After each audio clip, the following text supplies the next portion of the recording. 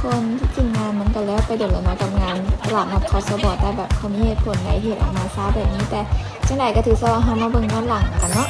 มื้อที่เขาไปก็แม่นมื้องานทำอีทเลยคนมันก็จะหนาแน่นประมาณนี้ละกะมีห้านค้าหลากหลายละร้านตาสุดๆบ่จะเป็นห้านของกินร้านขายเครื่องเปิดด้วยของคาวเลยกับห้านที่เขาเลี้ยงไว้ตั้งแต่เห็นโพสต์ใน Facebook ใหม่ๆคุณถือใจสาวกของทอดกับฮอทดอกสุดๆตามด้วยของหวานซึ่งเป็นเมนหลักเวทีนะคะตัดสินใจมางานตลาดนี้แบบสายของหวานแบบนี้ก็คือห้ามพลาดเห็นแล้วอยากกลับไปกินอีกเลยมาล่าท้ากินกันต่อกับอาหารเกาหลีแบบต็อกโบกกี้กับห้านเกาหลีเกาใจ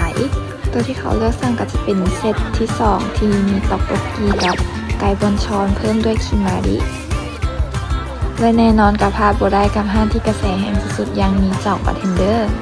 ที่สะดุดตาสะดุดใจด้วยการดีไซน์สุดเก๋ระวังนั่นไก่ย่างเลาะซื้อของข้าวของหวานต่างๆที่มีให้เลือกแบบโคตรหลายเพราะว่าเป้าหมายในมื้อนี้มันจะพยายามกินให้ได้หลายที่สุดลองให้ได้หลายที่สุด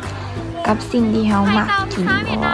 เพราะปกติเป็นคนบ่ค่อยเสาะหากินปานใดพอมีงานที่แบบรวมของกินของหวานมาขนาดนี้ก็เลยถือโอกาสว่ามาลองเปิดหูเปิดลิ้นเปิดตาลองสิ่งใหม่ๆเบิ่ง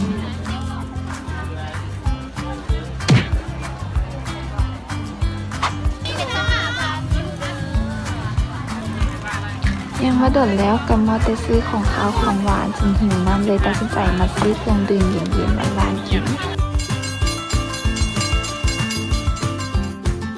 กลับมาฮอดบ้านแล้วกลับมาจัดอาหารต่างๆแล้วกันนี่คือจำนวนอาหารทั้งหมดที่เราได้ซื้อมาและก็ถึงเวลากินเราก็จะลองกินหลายๆอย่างอย่างละนิดอย่างละหน่อยก่อนเพื่อจะลองชิมว่าแต่ละอย่างรสชาติเป็นจั่งใด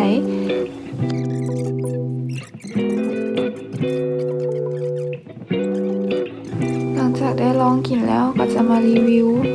แต่ละอันว่าตัวใดผ่านตัวใดบ่ผ่านแน่สำหรับเฮาตัวนี้ให้3 เต็ม 5รู้สึกว่าโอเคดีบ่หวานเลี่ยนหลายตัวนี้แม่นหน้าตาน่ากินแฮงราคาก็ถูกแถมคุ้มค่าแต่แบบบ่แม่นทางเลยอันนี้ก็ตามมาตรฐานลูกชิ้นทั่วไปเลยบ่ได้มีหยังตัวนี้เราค่อนข้างมักเลยด้วยความว่าเป็นคนมักของหวานแล้วก็มักสาลีอยู่แล้วก็เลยให้ไปเลย4 เต็ม 5ด้วยความบอกนะว่าเป็นสายหวานก็เลยว่าจะมีความละเอียดนิดนึงก็เลยค่อนข้างมักตัวนี้ง่ายนี่ก็เลยให้ไปเลย5 เต็ม 5ขนมเตาตัวนี้สำหรับเขารู้สึกบ่มักบ่แซ่บปานใดรู้สึกมันบ่มีรสชาติหยังหลายตัวนี้เป็นตัวที่เขาบ่ถูกจริตนำที่สุดเลยกินบ่เหมือนนำแต่แบบ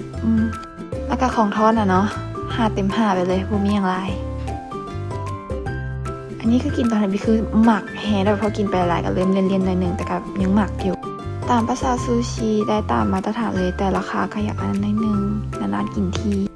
ตัวนี้ก็ตามปกติเลยบ่ได้มีหยังโดดเด่นปานใด